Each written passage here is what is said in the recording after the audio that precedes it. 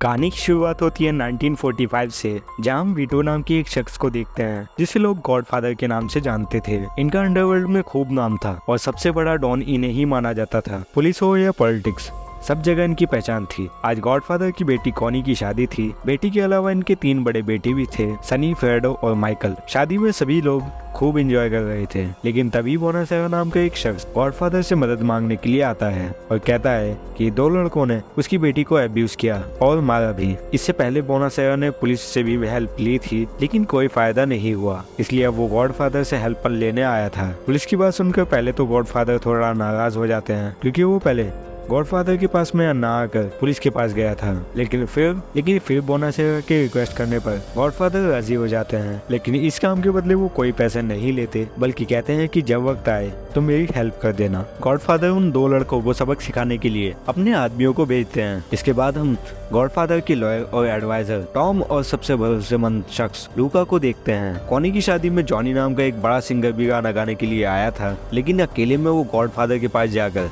अपने डूबते करियर को लेकर रोने लगता है। गॉडफादर इसे बच्चों की तरह रोता देख डांट लगाते हैं। ये सिंगर जैक नाम के किसी डायरेक्टर के पास में मूवी में काम मांगने के लिए गया था, लेकिन वहां से भी इसे रिजेक्ट कर दिया गया। ये सब सुनने के बाद गॉडफादर जॉनी को 1 महीने के लिए ट्रिप पर जाने के लिए कहते हैं और तब जॉनी को फिल्म में रोल दिलाने का बंदोबस्त करने का फैसला करते हैं। फिल्म की शूटिंग अगले हफ्ते से शुरू होने वाली थी, इसलिए जॉनी को यकीन नहीं होता कि 1 हफ्ते में उसे फिल्म में काम मिल सकता है, लेकिन गॉडफादर के कहने पर वो मान जाता है। इसके बाद गॉडफादर का आदमी टॉम डॉक्टर जैक से बात करने के लिए जाता है। जैक गॉडफादर की काफी रेस्पेक्ट करता था, लेकिन वो अपनी फिल्म में जॉनी को रोल देने से मना कर देता है और कहता है कि वो बिल्कुल भी अच्छा इंसान नहीं है। जैक टॉम को अपना सबसे महंगा और पसंदीदा घोड़ा दिखाता है और कहता है कि इसमें मेरी जान बसती है। जैक की सारी बातें सुनने के बाद टॉम चुपचाप यहाँ से चला जाता है। इधर जैक मना करने की वजह से थोड़ी टेंशन में आ जाता है और सो जाता है। अगली सुबह जैक की जब आँख खुलती है तो बिस्तर पर ब्लड ही ब्लड दिखाई देता है। जब वो बेडशीट हटाकर देखता है तो उसके अंदर उसी फेवरेट घोड़े की गर्दन रखी होती है। इसके बाद कहानी सोजोलो नाम के एक नशीले पदार्थ के ड्रग डीलर पर घूमती है। सोजोलो इस धंधे में गॉडफादर को $1 मिलियन इन्वेस्ट करने पर $4 मिलियन का मुनाफा देने की बात कहता है, लेकिन गॉडफादर नशीले पदार्थ के बिजनेस में पड़कर गवर्नमेंट डिपार्टमेंट से दुश्मनी मोल लेना नहीं चाहते थे, इसलिए वो मना कर देते हैं। पर उनका बड़ा बेटा सनी इस डील को एक्सेप्ट करने के लिए राजी हो जाता है। ये देख गॉडफादर सोजोलो को बाहर भेजकर सनी को बीच में बोलने के लिए डांटते हैं और कहते हैं कि अगर तुम्हें ये बिजनेस करना है तो सबसे छुपकर करना होगा। कुछ देर बाद जॉनी की तरफ से गॉडफादर को एक बुके भेजा जाता है, क्योंकि जैक ने फिल्म के लिए हाँ कर दी थी। यहाँ तत्तगलिया नाम का एक और गैंगस्टर होता है जो गॉडफादर का दुश्मन था। गॉडफादर ने सोजोलो की डील से मना कर दिया था, इसलिए वो तत्तगलिया के पास ही जाएगा। ये बात गॉडफादर अच्छे से जानते थे, इसलिए वो सोजोलो और तत्तगलिया के बीच होने वाली हर बात को जानने के लिए अपने एक जासूस लूका को दुश्मन पार्टी में भेज देते हैं। सोजोलो को जब पता चलता है कि लूका गॉडफादर से अलग हो गया है तो वो उसे अपनी गैंग का हिस्सा बना लेते हैं, लेकिन तत्तगलिया गॉडफादर के प्लान को अच्छे से जानता था, इसलिए वो लूका को मार देता है और टॉम को भी उठा लेता है। इधर हम गॉडफादर को मार्केट में देखते हैं। तभी 2 आदमी तेजी से गॉडफादर की तरफ आते हैं। इन्हें देख गॉडफादर गन उठाने के लिए कार की तरफ भागते हैं, लेकिन उससे पहले ही ये दोनों गॉडफादर पर 4-5 शूट कर देते हैं और ड्राइवर भी मारा जाता है। गॉडफादर की कंडीशन बहुत ही सीरियस थी। न्यूज़पेपर तक में ये खबर छप जाती है। सनी माइकल भी काफी परेशान हो जाते हैं। टॉम को उसकी मौत की खबर देता है और कहता है कि ये काम मैंने किया है ताकि अब सनी आसानी से मेरे साथ बिजनेस कर सके। लेकिन कुछ समय बाद एक बड़ा खुलासा होता है और पता चलता है कि 5 बुलेट लगने के बाद भी गॉडफादर जिंदा है। सनी, फ्रेडो और माइकल तीनों मिलकर प्लान बनाते हैं कि आगे क्या करना है, और इसी बीच टॉम इन्हें एहसास दिलाता है कि गॉडफादर के बिना गैंग कितनी वीक है, इसलिए हमें सोजोलो की डील एक्सेप्ट कर लेनी चाहिए। तभी एक शख्स अंदर आता है और पार्सल आने की बात कहता है। इसे देख तीनों भाई समझ जाते हैं कि हर बार मीटिंग के दौरान यही शख्स हमारी बातें लेने आता है और तत्तगलिया गैंग को बताता है, इसलिए ये इसे मरवा देते हैं। माइकल गैंग में शामिल नहीं होना चाहता था, लेकिन अपने फादर की वजह से वो इस काम में उतर आता है और अपनी गर्लफ्रेंड से भी रिश्ता तोड़ देता है। माइकल जब गॉडफादर से मिलने हॉस्पिटल जाता है तो वहाँ सिक्योरिटी के लिए एक भी शख्स मौजूद नहीं था और नर्स बताती है कि पुलिस उन सब को अरेस्ट करके ले गई है। माइकल सनी को यहाँ आने के लिए कहता है और गॉडफादर को नर्स के साथ मिलकर एक सेफ जगह ले जाता है। थोड़ी देर बाद गॉडफादर का ही एक आदमी बुके लेकर आता है। माइकल इसे कहता है कि जब भी कोई दुश्मन आए तो ऐसे रिएक्ट करना जैसे हमारे पास गन है। और कुछ देर बाद एक गैंग गॉडफादर को मारने के लिए आ जाती है, लेकिन ये दोनों जब कोर्ट में हाथ डालकर गन निकालने का नाटक करते हैं तो गैंग भाग जाती है। पर पुलिस अफसर मार्क यहाँ आ जाता है, जो कि तगलिया के साथ मिला हुआ था, और माइकल को यहाँ से भगाने की कोशिश करता है। लेकिन जब सनी अपने लोगों के साथ यहाँ आता है तो पुलिस भी कुछ नहीं कर पाती। सोजोलो गॉडफादर के सभी दुश्मनों के साथ मिलकर गॉडफादर को मारना चाहता था, लेकिन ये काम बहुत मुश्किल था। इसलिए सोजोलो सनी को कॉल करके कहता है कि मैं तुम लोगों के साथ में दोस्ती का हाथ मिलाना चाहता हूँ, इसलिए मैंने माइकल के साथ एक मीटिंग रखने का फैसला किया है। सनी ये बात जब माइकल को बताता है, माइकल ये सुनकर सोजोलो को मारने का प्लान बनाता है। माइकल जानता था कि सोजोलो के साथ मार्क भी होगा, यानी एक तीर से दो शिकार। लेकिन प्रॉब्लम ये थी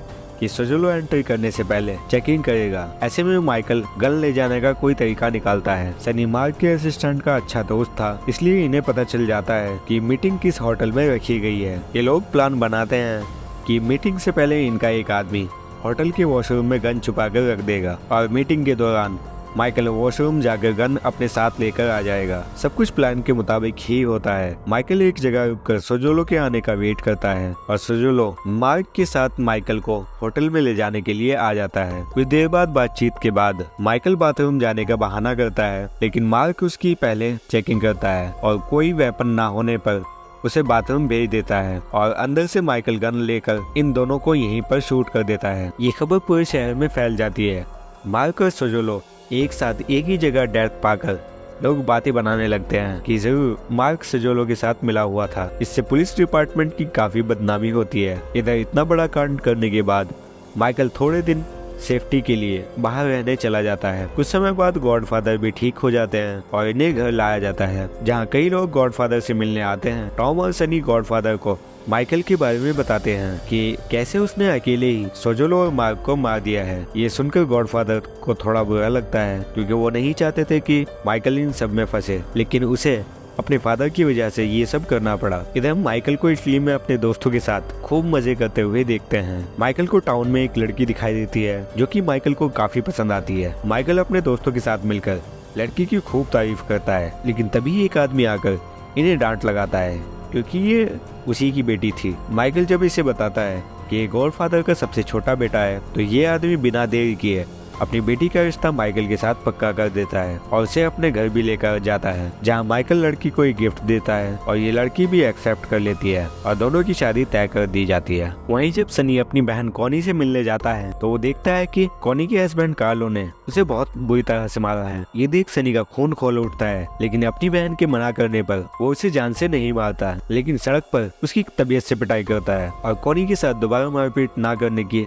धमकी देता है। इधर हम माइकल की शादी होते हुए देखते हैं। माइकल इस शादी से बहुत खुश था, लेकिन वहीं दूसरी तरफ अमेरिका में माइकल की पहली वाली गर्लफ्रेंड टॉम से मिलने आती है और उसे माइकल को देने के लिए एक लेटर देती है और कहती है कि जितना जल्दी हो सके ये लेटर माइकल तक पहुंचा दो। इस पर टॉम कहता है कि अगर मैंने इस लेटर को माइकल तक पहुंचाया तो राइवल गैंग्स भी इस लेटर के जरिए माइकल की लोकेशन तक पहुंच जाएगी, इसलिए टॉम ये लेटर इसे ही वापस कर देता है और माइकल के वापस आने के बाद उसे खुद देने के लिए कहता है। इधर हम कॉनी और कार्लो को देखते हैं। कार्लो इतनी मार के बाद भी नहीं सुधरा था। वो फिर से कॉनी को टॉर्चर करता है, उस पर हाथ उठाता है और साथ ही एक लड़की से अफेयर भी चला रहा था। इस बात पर कॉनी कार्लो को समझाने की कोशिश करती है और उसे लड़की को छोड़ने को जब कहती है तो कार्लो कॉनी के प्रेग्नेंट होने के बाद भी उसे मारता है। कॉनी सनी को कॉल करती है और अपनी बहन को परेशान देख सनी तुरंत गाड़ी लेकर अकेला कार्लो की तरफ जाने लगता है। टॉम भी सनी की सेफ्टी के लिए गैंग के साथ उसे फॉलो करता है, लेकिन रास्ते में ही कुछ लोग सनी को घेरकर उसे शूट करने लगते हैं और मरने के बाद भी उस पर बंदूक चलाते रहते हैं, क्योंकि वो नहीं चाहते थे कि सनी भी गॉडफादर की तरह बच जाए। जब तक टॉम और गैंग सनी के पास में आते हैं, सब लोग वहाँ से भाग चुके थे। टॉम गॉडफादर के पास आता है और सनी की डेथ न्यूज सुनाता है। गॉडफादर कहते हैं कि पता नहीं किस गैंग ने सनी को मारा होगा, लेकिन मैं ये मौत का बदला यही रोक दूंगा, किसी को नहीं मारूंगा। टॉम सनी को लेकर रोने लगता है और गॉडफादर भी टॉम के साथ काफी इमोशनल हो जाते हैं। इसके बाद गॉडफादर सभी गैंगस्टर की एक मीटिंग रखते हैं, लेकिन सभी गैंग्स को एक साथ कांटेक्ट करने के लिए एक ऐसे आदमी की जरूरत पड़ती है जो सभी से कांटेक्ट रखता हो, और ये कोई और नहीं बल्कि बोनासेरा था। जिसने गॉडफादर से अपनी बेटी के लिए मदद मांगी थी। ये गॉडफादर के लिए कुछ भी करने के लिए राजी था, इसलिए यही इस काम को अंजाम देता है। इसके बाद गॉडफादर अपने बेटे सनी की डेथ बॉडी देखने के लिए जाते हैं। उसके शरीर पर अनगिनत गोलियों के निशान थे। ये देखकर गॉडफादर की आंखें नम हो जाती है और वो खूब रोते हैं। इधर माइकल अपनी वाइफ के साथ एंजॉय कर रहा था, लेकिन तभी माइकल को सनी की मौत की खबर मिलती है। माइकल अपनी वाइफ को यहीं छोड़कर अकेला अमेरिका जाने का फैसला करता है और जब अपनी कार की रिपेयरिंग करा रहा होता है तो वो नोटिस करता है कि मैकेनिक ने कार में कुछ रखा है। मैकेनिक को जाता देख माइकल उसे रोककर पूछता है और समझ जाता है कि कुछ तो गड़बड़ है। माइकल अपनी वाइफ को कार से फौरन बाहर आने के लिए कहता है, लेकिन उसकी वाइफ इससे पहले कार से बाहर आ पाती तो कार में एक धमाका होता है और उसकी वाइफ वहीं मर जाती है। अपनी शादीशुदा खुशहाल जिंदगी को यूं उजड़ता देख माइकल पूरी तरह से टूट जाता है। वहीं दूसरी तरफ हम गॉडफादर को देखते हैं, जो कि सभी गैंगस्टर के साथ एक मीटिंग में बैठे हुए थे। यहाँ पर तगलिया गैंग का लीडर फिलिप भी मौजूद था, जो नशीले पदार्थ का गैंग लीडर भी था। सिजोलो इसी का बेटा था। यहाँ गैंग लीडर्स कहते हैं कि हमें नशीले पदार्थ का बिजनेस करना है, लेकिन आप उसमें रुकावट बन रहे हैं, इसलिए हम बिजनेस नहीं कर पा रहे हैं। यह सुनकर गॉडफादर कहते हैं कि अब मैं किसी को नहीं रोकूंगा। जिसको जो धंधा करना है, जो नशीले पदार्थ रखने हैं, वो रख सकता है। गैंग लीडर्स को डर था कि कहीं गॉडफादर अपने बेटे सनी की मौत का बदला ना ले, लेकिन गॉडफादर सबको यकीन दिलाते हैं कि अब ना तो वो और ना ही उनकी गैंग किसी पर अटैक करेगी। लेकिन मैं चाहता हूँ कि मेरा बेटा जो इटली में छुपा हुआ है, जब वो वापस अमेरिका आए तो कोई भी उस पर अटैक ना करे। अगर वो सेफ रहा तो मेरी तरफ से सब सेफ हैं, लेकिन अगर किसी ने भी उस पर नजर उठाई या उसको नुकसान पहुंचाया तो मैं किसी को भी जिंदा नहीं छोड़ूंगा। सभी गैंग लीडर्स इस डील को मान लेते हैं और फिलिप भी मान जाता है, क्योंकि अगर उसका बेटा सोजोलो मारा गया था तो गॉडफादर का बेटा सनी भी मारा गया था, यानी हिसाब बराबर। इसलिए फिलिप और गॉडफादर दुश्मनी खत्म कर एक दूसरे को गले लगा लेते हैं। अब माइकल भी अमेरिका आकर रहने लगता है और अपनी पुरानी गर्लफ्रेंड से मिलता है और इसे अपने घर भी बुलाता है। हालांकि ये घर नहीं आना चाहती थी, लेकिन फिर भी माइकल इसे ले आता है। गॉडफादर अब एक बड़ा फैसला लेते हैं और सबको बताते हैं कि आज से गैंग का लीडर माइकल है और उसका हर फैसला गॉडफादर का फैसला माना जाएगा। हालांकि इस बात से गैंग के ही कुछ लोग खुश नहीं होते, लेकिन गॉडफादर के समझाने पर सब मान जाते हैं। माइकल टॉम को एडवाइजर की पोस्ट से हटाकर अपने फादर को ये पोस्ट दे देता है। ऐसे ही कुछ साल बीत जाते हैं। एक दिन माइकल लॉस वेगस में एक कैसीनो खरीदने जाता है और यहाँ उसकी मुलाकात जॉनी से होती है, जो अब गॉडफादर की वजह से काफी बड़ा हीरो बन गया था। जॉनी इस एहसान का बदला चुकाना चाहता था और माइकल जॉनी से कहता है कि मैं इस कैसीनो को खरीद रहा हूँ, लेकिन इसकी पॉपुलैरिटी तुम बढ़ाओगे। तुम साल में 4-5 बार यहाँ आओगे। हॉलीवुड सितारों को भी यहाँ आने के लिए रेकमेंड करोगे। जॉनी राजी हो जाता है, लेकिन जब माइकल कैसीनो के मालिक से बात करता है तो वो कैसीनो बेचने के लिए मना कर देता है, क्योंकि वो जानता था कि अब गॉडफादर की गैंग का दबदबा ज्यादा नहीं है, इसलिए उसे फ्यूचर में इनके दुश्मन गैंग की जरूरत पड़ेगी और वो उनसे मिला हुआ भी था। ये सब सुनने के बाद माइकल यहाँ से चला जाता है।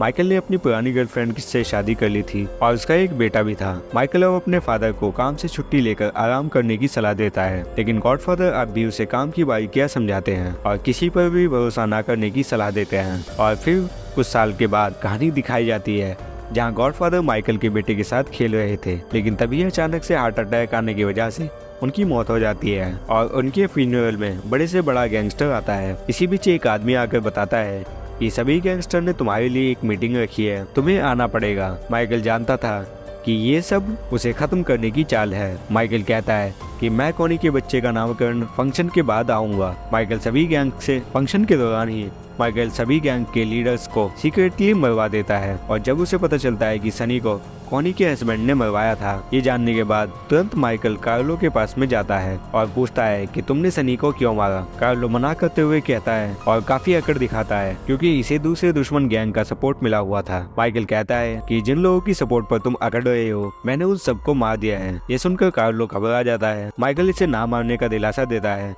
और कहता है कि मैं अपनी बहन को विधवा नहीं करूंगा, तुम लॉस वेगस का बिजनेस संभालो। लेकिन बाहर जाते ही माइकल के आदमी कार्लो को मार देते हैं, क्योंकि माइकल सनी के कातिल को नहीं छोड़ सकता था। ये बात जब कॉनी को पता चलती है तो गुस्से में माइकल को आकर काफी बुरा भला कहती है और माइकल की बीवी को न्यूज़पेपर दिखाते हुए बताती है कि तुम्हारा पति बहुत लोगों का कातिल है। माइकल किसी तरह कॉनी को यहाँ से भेज देता है और जब माइकल की वाइफ पूछती है कि क्या तुमने वाकई में किसी को मारा है, तो माइकल मना कर देता है, क्योंकि वो अपनी पर्सनल लाइफ खराब नहीं करना चाहता था। माइकल के पास कुछ लोग आते हैं और ठीक उसी तरह उसके हाथ चूमते हैं जैसे गॉडफादर के चूमते थे। ये सब देख माइकल की वाइफ समझ जाती है कि अब माइकल ही गॉडफादर है और यही मूवी खत्म हो जाती है। मूवी की कहानी कैसी लगी कमेंट में जरूर बताएं और वीडियो को लाइक करें, अपने दोस्तों के साथ शेयर करें और चैनल को सब्सक्राइब करना ना भूलें। मिलते हैं अगले वीडियो में।